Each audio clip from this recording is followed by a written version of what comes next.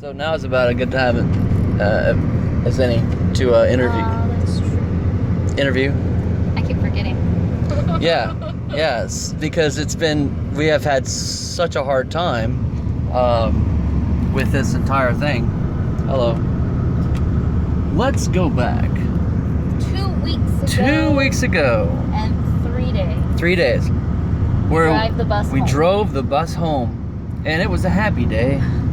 Stressful, tired, but happy. Yes. We got home and we collapsed. We did nothing the next day. We relished in the fact that we had arrived. The tire had not blown up, and we were okay. Lisa said we had balls of steel. Balls of steel. She's like, you drove that? And I was like, yeah. Let's not bicker and argue about who's got balls of steel. This is supposed to be a happy occasion. Wait, Yeah. my sister-in-law? No, Lisa Kramer. Oh. I thought you were talking about Lisa Masthart. No. And their little buddy. Can you imagine Lisa Hart saying that? Oh, Catherine would say, Mom, watch your tongue, mother. They had their buddy with them, the woodworker, and he was like, you drove this? They're like, and I was like, yeah, we drove it here. He's like, from where? North of Chicago. North of Chicago. And he goes, oh my God. That's because we are awesome. He was like, I'm shocked it made it. And I'm like, well, we went really slow and it took forever, so. Yeah, 45. It took 8 hours to get there on a 3-hour trip. I go 9th Street. Are we going to the one at West Lafayette? No. Okay. I'm going to one in Lafayette. Market Square? Yeah. Blech. I used to work across the street from there. Look. Okay, so we get home, and what's the first thing we try to do? We tried to Park it? park it. We parked it. We tried to get we tried to get the. Okay, we didn't have the title. So they had not given us the title. In Indiana, basically what you do is you just sign over the title, and there you go. Bam, Yes. done. So In Illinois. No, I found out that they wait for your check to clear. Like, we didn't write a check, we paid with a debit card, but they wait for it to clear before they will send you the title. So it took 10 days to get the title, and our paper tag was only good for 7 days. We paid with debit card though. Yes. Partial cash, part debit card, which was strange. But I do understand that the way things work in Illinois. Plus, it was a vintage auto shop, and they may have dealings with people who are not above board, and they may use, private backers and private financiers. This bridge cracks me up. 2-lane bridge. They're working very slowly on They it. are working very slowly. So we get home, and we wait 10 days, and we're doing a little bit of this and a little bit of that. We're taking, exploratory surgery on finding out what the damage is and finding out how, where we're going to have to do to repair it.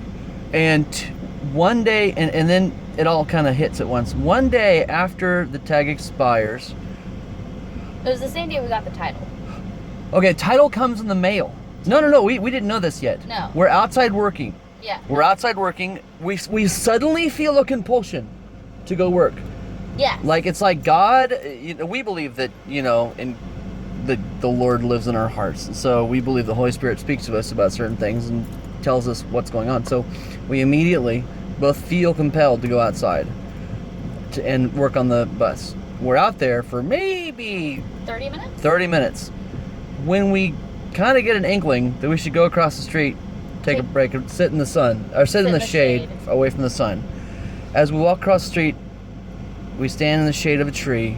We look up at the bus and notice that 5 to 10 minutes before we walked out there to start working, there had been an orange sticker placed on the bus. An abandoned vehicle. Abandoned vehicle. This vehicle will be towed in, and then he left it blank. It just said days. That's kind of a funny thing right there. Usually it says like 5 days or 8 days or whatever. It just said days, which is very, 2 to a million days. So, anyway, so we're like, what the what? So we get our journey bags and satchels and, water the horses and canter on down to City Hall. City Hall, which is a block away, 2 blocks away. 2 blocks. And we actually drove our Mini Cooper Good. instead of the horses. It was hot. It was hot. Yeah. Old Clippity Clompity and Betsy wouldn't have made it even a block that day. Those old nags. So anyway, we go in and she's like, "Oh, you'll have to talk to the town marshal. He's off. He just got off his shift, and he'll be back in 2 days." So Tomorrow, she said. Oh, was it one day? Okay. It was. She said he can call you. I'll leave a message and he'll call you tomorrow. Okay. And then she was like, "Well, is it parked on the street? Because it's illegal to have it parked on the street." Yeah. And we're like, "No, it's on our property, but our neighbor's RV is parked in the street." Yeah. And she was like, "Well, is it parked in the grass? Because you're not supposed to have it on the grass." And we're like, "No, it's on the gravel." Like, Yeah. she was like, "Okay, well then you're gonna have to talk to him because I don't know what it's The about." front part of it was on the ground. Well, more of that to come. More of that in just a second. So we talked to him. No. Yeah. Oh. Okay. So the next day he calls me. "Hey, this is so and so. His name is Troy. This is Troy."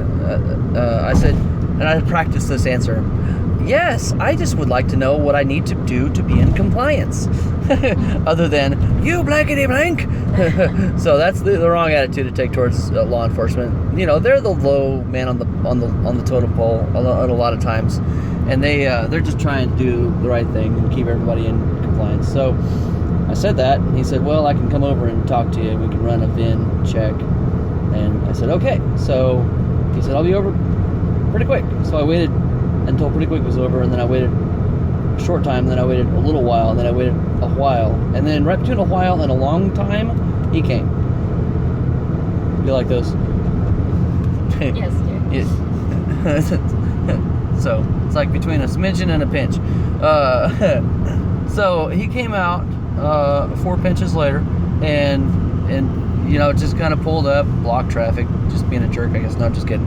Ran the VIN, and my neighbor had a question for him at the same time. So, but he ran my VIN, and it registered fine, no complaints, no, you know, outstanding whatever tickets or whatever, no stolen parts, nothing like that. So anyway, perfect VIN check, and he gave me a piece of paper that says, you know, this has had a police check, which, you know, for a large vehicle is good, because then you don't have to take it down to the DMV. I don't know what the law is in your state, but in Indiana, you've got to be there with the vehicle at the DMV so they can give you a clean bill of health when they retag and retitle.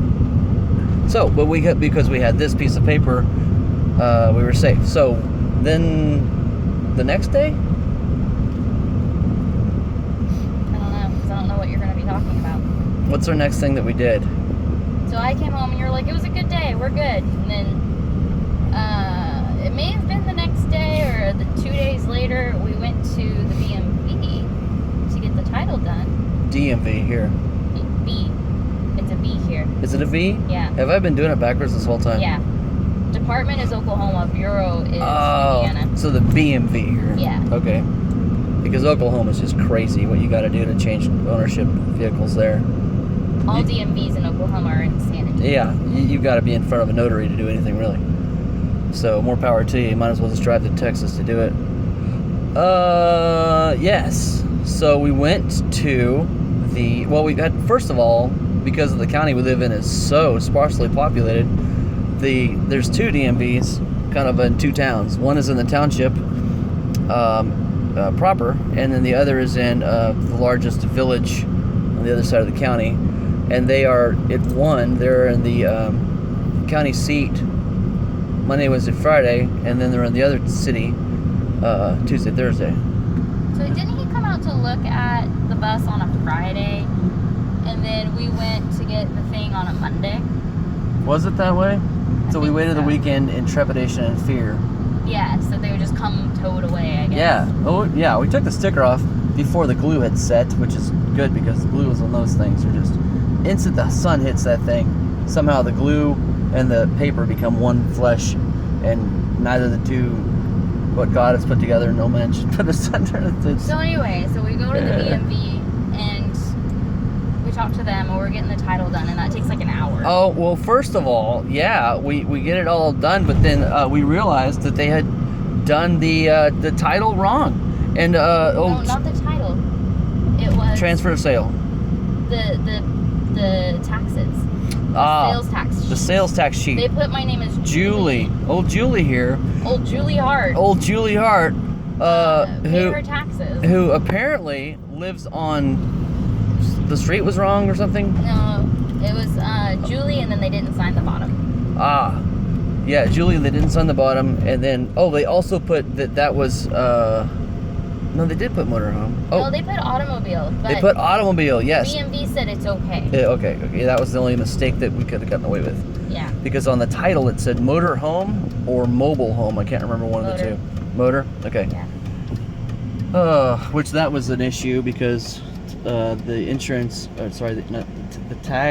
tax thing, well, you're really I want to make sure he I know. knows. Okay. Jennifer's in a stick shift. She stopped on a hill, and she doesn't want to get the guy behind us creeping up on us. He's still creeping. He stopped. Okay. He understands now that I'm in a stick. Here, let me and he turn your has air to be conditioner off. patient. I just like to roll it back a little, give them a little panic attack, and make sure they understand to not get too close. I like to see them panic. They're like, oh my god, oh my god. Yeah. Pretty funny. They're going backwards without a white light. What do I do? What do I do? So on the tax information sheet, as well as the title, one said mobile home, one said motorhome. That threw me for a loop. So anyway, we call the people in Illinois who sold it to us. They say, okay, we'll fix it. So this is a form. They said they had already submitted it to Illinois State. So they had to submit a different form. A correction form. Yeah, so the correction form, whatever it was like 3 BBA, and then it said RX, which was the corrected form. And then they just and then Indiana said, we can't take that. Yeah, they said, well, they need to change the name on the original sheet. And then people in Illinois said, and the lady on the phone no. with me was like, no, I cannot do that because I've already submitted it. We didn't understand that part of it. So the Indiana people were like, Indiana DMV or BMV was like, oh, okay, we'll push it through. So they did. They pushed it through. And things were hunky-dory until, we were laughing about our wind damage to our house from the storm we had. And I said, oh, no, that's not shelter insurance. We're with someone else. And she stops. She says, well, wait a minute. I can't give you your tag until we have insurance. Mm-hmm. Like, so... we can't get insurance. Like, we've been trying, and nobody will insure it. Yeah, so there's a difference of opinion between Jennifer and I on what should have happened with that. But long story short, AIS Insurance could not insure us. Because it was empty. Yeah, I called back, and one of the reps was rude to me. One of the reps was super nice to me. So we'll call it a wash. AIS Insurance, I do not know anything about the normal agent there, because apparently I had one on two on both extremes. So be that as it may. Look, that man has an Elvis Presley decal. It's beautiful. It's wow, magical. Come on, baby. So this video is going very long. it's 13 minutes and 25 seconds. That's really long. It's okay. So what was next was we had to get insurance so we could get a tag. Yeah, and we called AIS. That was a no. Because they tried National General. We called Shelter. We'll tell you the mistake we made in the end. We called Shelter, and they tried 2 people. Then we went over. They tried 3 people. 3? Yeah. Then we went across the street to State Farm, and it wasn't Jake. He wasn't there. It was Ryan. And he said, I can't do it for you. He said he was going to try. He didn't ever try. He never called back. So here's what happened. We finally got it today. We are now at the BMV here in Indiana, Lafayette. What actually ended up happening was we got it through our guy at Shelter, who got it through Progressive. And he said we've been going at it backwards. What we should have done is called up and said, hi, we need RV insurance for an RV. And that's it. Don't say bus, don't say conversion, don't say schoolie, don't tell them you're going to live in some random boondocked acreage in the middle of nowhere and sip ice. We didn't tell them that. Yeah, well, we didn't tell them. Just stay straight up and tell them exactly what's what, A, B, C, and D, and they don't need to know anything else. So that's what we did, and that's what he did, and it went through. So we ended up paying $15 because we kind of in the middle of a month. So we paid up through the end of August 15th, which is, September 15th, which is a month and a half. And we are now going to walk into the BMV and get our piece of paper until the actual plate comes. It's okay, but real quick, before we do that, we have to talk about I don't know what to do, because we have to talk about Troy's second visit. On Troy's second visit. Yesterday. Yeah, yesterday. It was yesterday. Here's what he told me. That they just had a meeting with the council board meetings and the city councilors from the major towns in the county. And he was invited because he's a town marshal for one of the smaller towns where we live. If we park our RV on the street, bam, we can't have it there for more than 72 hours, and it can't reappear for 72 hours or something like that. Has to be fully insured, fully tagged, fully titled, etc., etc., etc. Has to be in working condition, etc., etc., etc. However, and here's the kicker: if it is on our property, it has to have a tag as well as working condition, and it can't be in a visible disrepair. So, and if it's offensive looking, I don't know what that means, but if it's an affront to your neighbors, it has to be hidden, and it has to be on a driveway area. So we looked at our bank account. We were sweating bullets. We got 2 yards of that gravel. It's ag gravel, and so we just got 2 yards of it, which a yard is 3 feet. It's one Bobcat truck dump. Yeah. Put it in the back of a truck, and then they came out and dumped it for $100 or something like that. $115. Yeah, delivery cost. So they did 2 buckets. 2 yards, yep, and then they dumped it, and we spread it, and then put the bus on it. Yeah.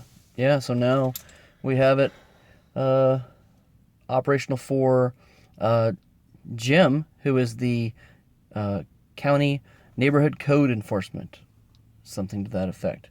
And I guess this is the guy that you need, because you can't just have a bunch of dilapidated barns falling over on people. He's gonna. There are some of those in Brookston, though. He's gonna come by and tell you to take him down. So. But our neighbor found out has been complaining about our bus. Okay, so in another video you'll notice that I point to his house. He's the guy 2 doors down from us. And he's the one who has an RV parked on the street, which causes this huge blind spot. I've almost been hit there twice. And if I had known it was illegal to park his RV on the street, I'd have complained about him. Would you have slashed his tires? No, but I would have complained about him to whoever it is you complain about him to. So I've never complained about anybody. I don't know who to complain to. He hasn't been there in 3 days. The RV? Mm-hmm. Yeah, I know. Yeah, and I think a lot of it's because of us. Good. Get your damn RV out of my fucking way. It's a really big, really beautiful RV too. It's turquoise and it has a white tiger painted on the back of it. I think it's beautiful. It's beautiful. Anyway, but they use it all the time, so I understand why they want it right there. Because it's beautiful. But at the same time, it's theirs for a long time. Yeah. So it's gone now. So they're all pissy now because they have to get a storage unit or something. So and there's a guy also across the street from us, behind us, who has an RV on his... A 5th wheel. Okay, it's a 5th wheel. It's on his green space, his easement. Yeah. So that's technically not the town marshal's